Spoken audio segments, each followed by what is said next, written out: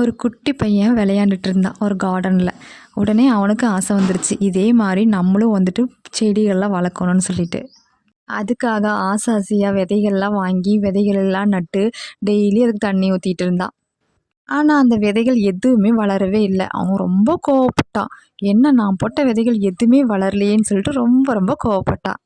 அப்போ அவங்க பாட்டி சொன்னாங்க, நல்ல விஷயங்களுக்கு நேரம் அதிகமாக தேவைப்படும்பா அப்படின்னு சொல்லிட்டு. அதனால் அந்த குட்டி பையன் தினமும் பொறுமையாக அதுக்கு வந்துட்டு தண்ணி ஊற்றி நல்லா பார்த்துட்டு வந்தான். கொஞ்சம் வாரத்துலேயே பார்த்திங்கன்னா அழகான செடி வந்தது. அதிலிருந்து நிறைய பூக்களும் பூத்தது. உடனே அந்த குட்டி பையனுக்கு ரொம்ப சந்தோஷமாயிடுச்சு. இதிலிருந்து நம்ம ஒரு விஷயம் கற்றுக்கலாம் கைஸ். என்னன்னு தெரியுங்களா? எந்த வேலையுமே பொறுமையாக செய்ய தொடங்குங்க. நம்ம வாழ்க்கையில் சம்பாதிக்க வேண்டிய மிகப்பெரிய விஷயமே பொறுமை தான். அந்த பொறுமை முதல்ல ரொம்ப கசக்கும், ஆனால் அதன் மூலம் கிடைக்கிற பலன் ரொம்ப ரொம்ப இனிக்கும்.